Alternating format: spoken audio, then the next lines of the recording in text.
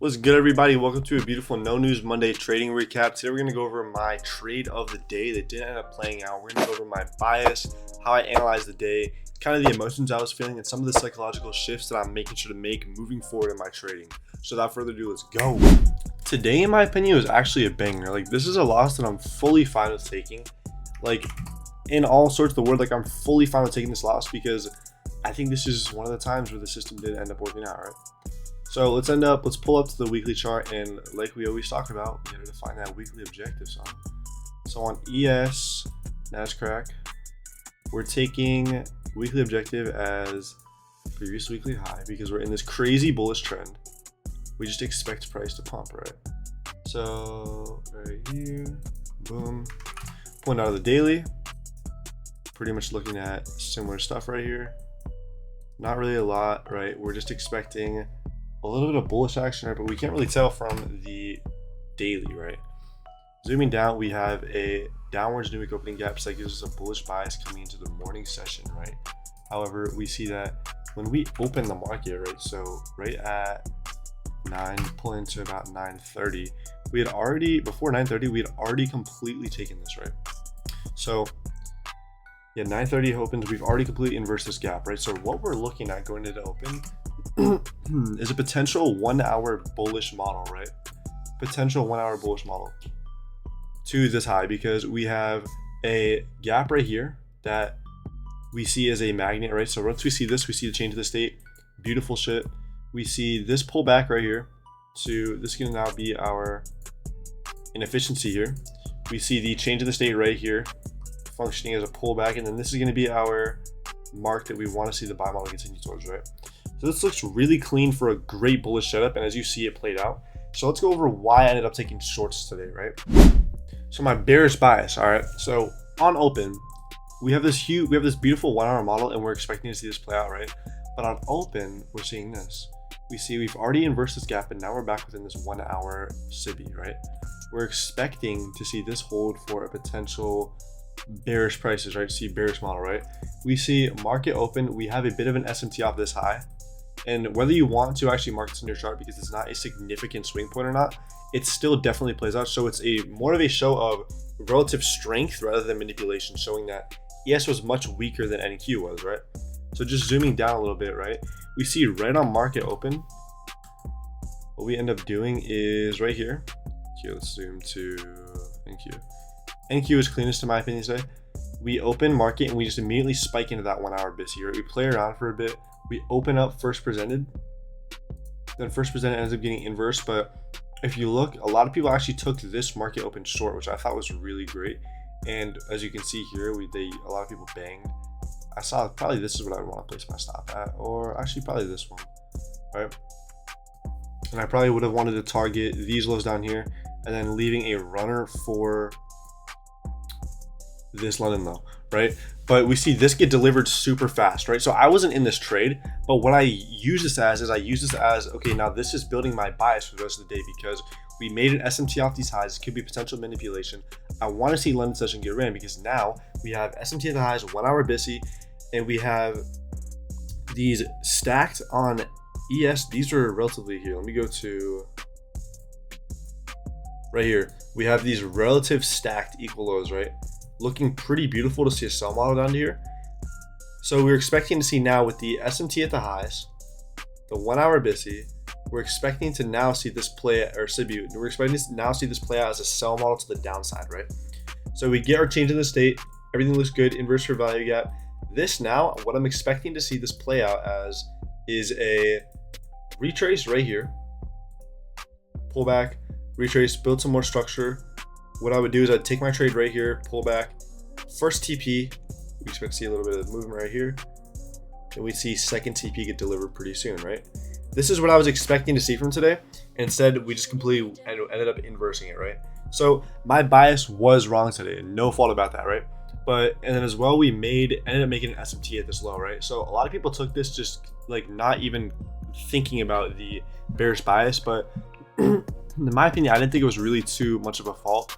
We all view the market differently, and I viewed that this was enough confirmation to me to assume that we can at least run to London low and take out these equal lows right here, right? And with this huge displacement too, like view this in the 5 minute.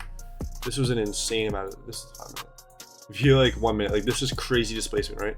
I was expecting to see a bit of a slow rebalance and then eventually make a manipulation and a pull, right? So then what I saw was the pullback. I ended up taking this, I believe, on NQ. Yeah, I believe I took this trade. Yeah, I took this trade on NQ, right? So what I waited for was I zoomed down to the 30-second, but we can honestly view it much clearer here on the 1 minute, right? I waited for low to get put in, high to get ran. I believe we had a bit of an SMT right here. So super small SMT, right? But that's our internal SMT that we want to give us a little bit of clarification. And then I took this, I believe, right on this pullback after we saw the closer below this, giving us a valid market structure shift, change of the state, whatever you want to say. And then I targeted this as my first take profit, right? Now, super tight stop, really low risk on this. And I'm not mad that it got stopped or anything, but the thing that I think is best to analyze here is how we trade algorithmically, right? Meaning that if the algorithm is gonna do something, we're gonna be alerted of it and we're gonna be able to know what it's doing, right? So like an example of that, if we are going to switch direction, right? We have this downtrend and we're going to switch direction.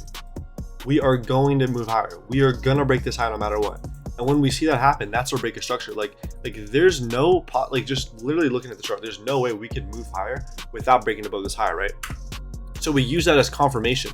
And if our narrative before price is right, and what we believe the future direction of price is going to be right, then with this little confirmation, that tells us that we can expect to see that future move occur now, right? So once we get that change of the state, the market structure shift, the break of structure, whatever you like to see, once you get that, you then have to look at price and say, okay, now we have a confirmation. Now we could potentially see what I expect to see play out, right?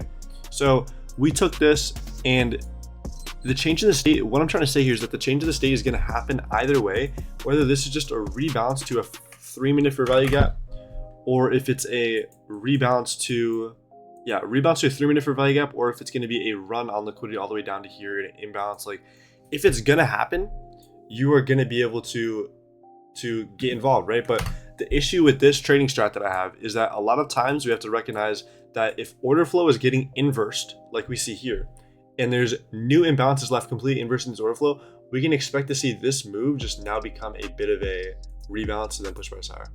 So I still took this because I had conviction in it. However, I do recognize now that we didn't really have much generated liquidity, and I definitely would have liked to take this trade a lot more if we could have had some structure that was just kind of like this, right?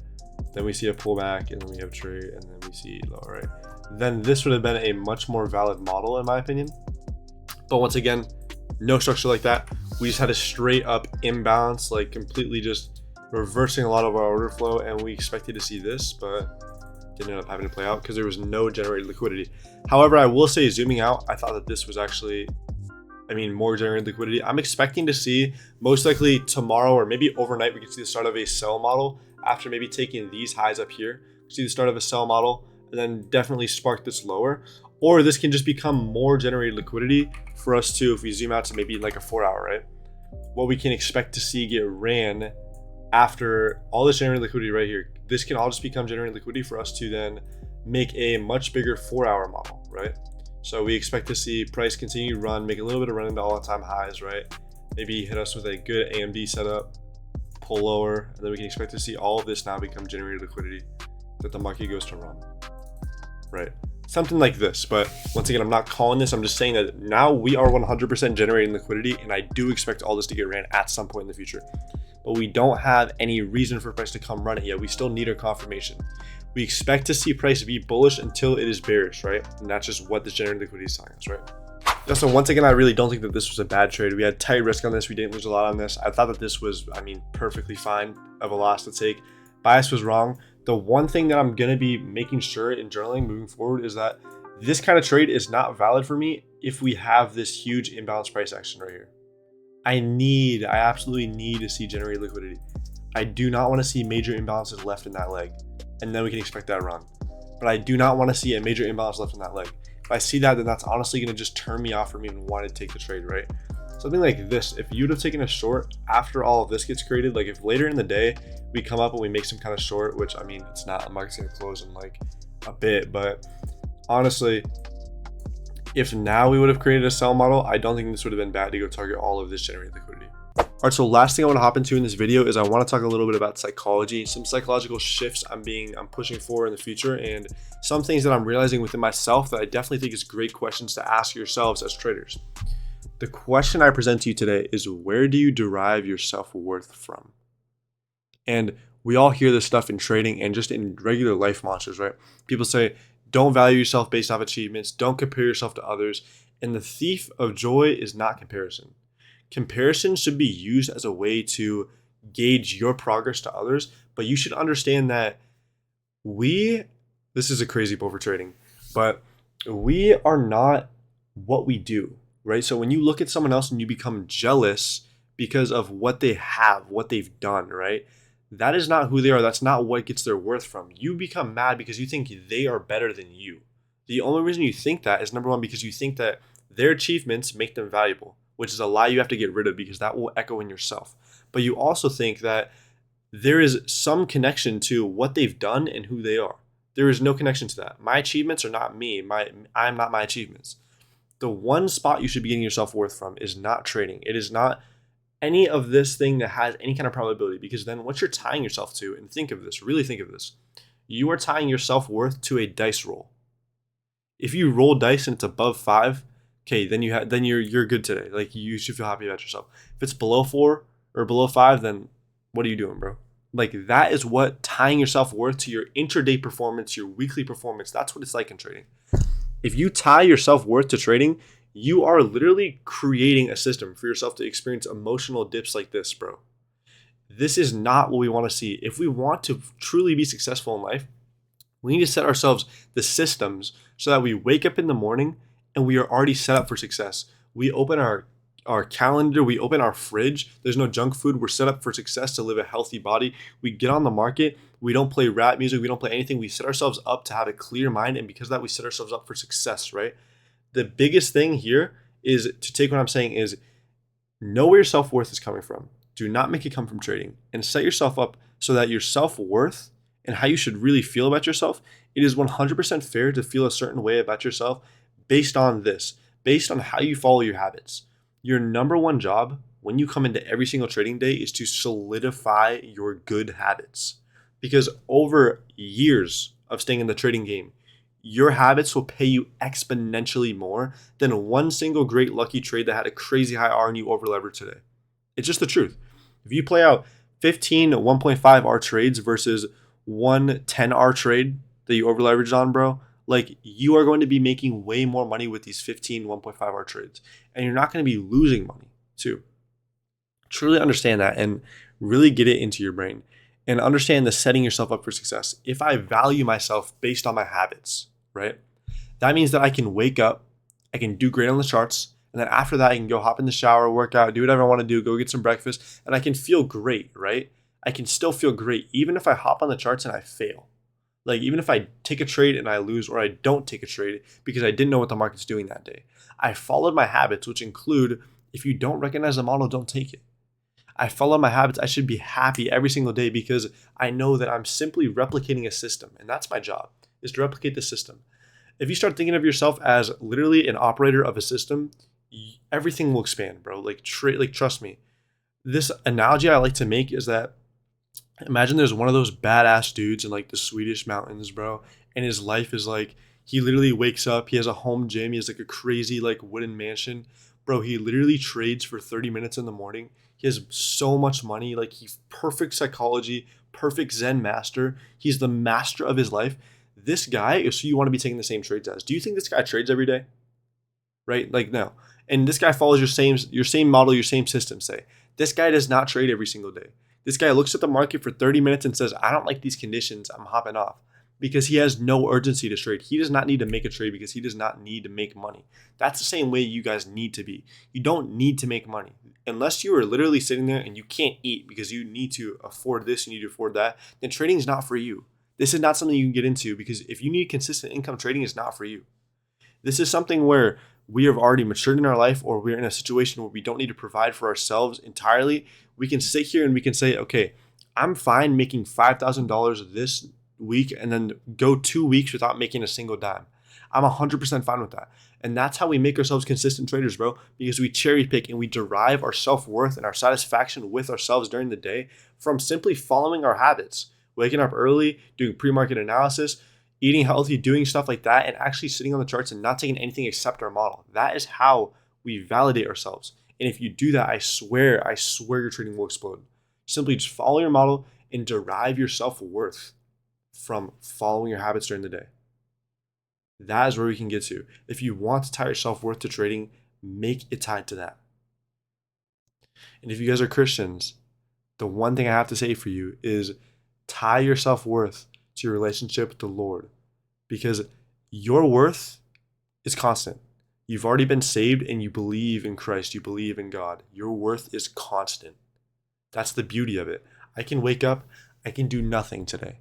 I can do nothing productive. I can go lose my trade. I can do this, I can do that. And because of the blessings that the Lord has bestowed upon us, our worth is constant. The Lord will not see me any different if I'm an unprofitable trader and I've been trying hard for years versus I'm a dude who's perfectly in control of my discipline, psychology, and everything. And I sit on the charts every single day and I make like $1 million every single month. The Lord will not see me different. And that's what's so beautiful to me, because it allows us a place to sit there and rest within that. Today, ask yourself, and I guarantee you, ask yourself, continue saying why. Continue talk to ChatGPT if you want to just have a conversation back and forth, to really get your emotions out. It's like journaling. Just voice journal to chat.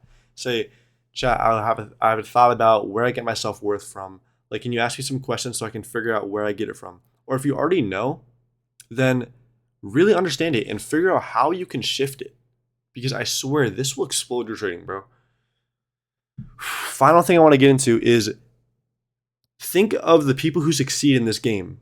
Think of those people. You're going to think of people like, okay, like TJR, like this guy, like he's smart and he has psychology, but he like literally is the most easygoing guy ever. He doesn't care. He trades for an hour or two in the morning, then he goes and does a ton of other random shit during the day. That's one type of person that succeeds in trading. The other type is going to be that Zen, in complete control of themselves, master of their mind, my body's a temple kind of guy. The two types of people that win in trading are those two people.